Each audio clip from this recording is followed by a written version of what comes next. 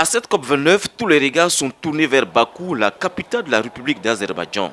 Ici, on parle de lutte contre les effets néfastes du changement climatique. Comment faire pour limiter au maximum ses conséquences? Quelles solutions faut-il proposer? En tout cas, le Burkina Faso participe avec plusieurs délégués aux multiples attentes. Les attentes sont multiples, mais je vais juste donner quelques-unes. Alors, premièrement, c'est d'arriver donc à partager les expériences de mise en œuvre de projets climat avec nos partenaires et aussi mobiliser des financements pour assurer la durabilité de nos actions qu'on a déjà entamées. Vous savez, la question du changement climatique est d'ordre mondial et nous osons bien avoir de belles perspectives à la sortie de cette COP-là. Voilà, nouer des partenariats, signer des accords, avoir des financements pour des projets pour le développement le développement local de nos populations. À WaterAid, on attend de cette COP29 l'intégration et la priorisation de l'eau, l'hygiène et l'assainissement dans tous les projets et programmes qui interviennent dans le climat. Célestin Pouya, directeur des politiques, plaidoyer et communication de WaterAid Burkina Faso, insiste également à ce que les financements soient accrus en faveur du secteur WASH. Quand on regarde, tous ces objectifs se retrouvent au niveau des ambitions de la COP, qui est effectivement de travailler à ce que, au niveau du financement, au niveau des politiques, au niveau des programmes, on puisse effectivement intégrer et prioriser l'accès à l'eau potable, hygiène et puis assainissement.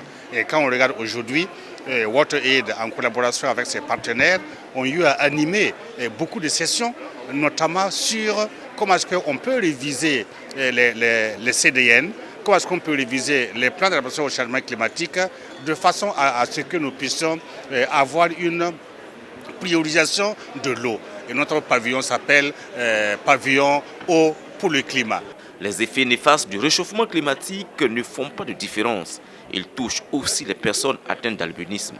Maïmouna Deni, présidente de l'Association des femmes albinos du Burkina, plaide ici à Bakou pour la prise en compte de leurs préoccupations dans les négociations de la COP.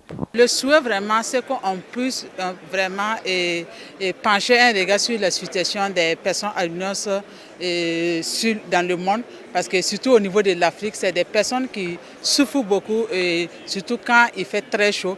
Mais malheureusement, quand ils se retrouvent avec des problèmes qui tenaient dû au réchauffement climatique, ils n'ont pas souvent d'accompagnement. Donc c'est l'occasion vraiment de plaider pour que les partenaires et les différents États prennent encore les besoins spécifiques des personnes atteintes d'albinisme. Dès les premières heures de l'ouverture de la COP, le Burkina Faso a interpellé à plus d'actions et de financement pour lutter contre le dérèglement climatique. Le pays a d'ailleurs partagé son expérience en termes de stratégie de lutte contre les effets néfastes du changement climatique. Les négociations se poursuivent et la délégation de Burkina conduite par le ministre en charge de l'Environnement, Roger Barrot, compte donner de la voix à travers des arguments solides et rangés afin de bénéficier de plus de fonds pour les projets et programmes intervenant dans le secteur des changements climatiques au Burkina Faso.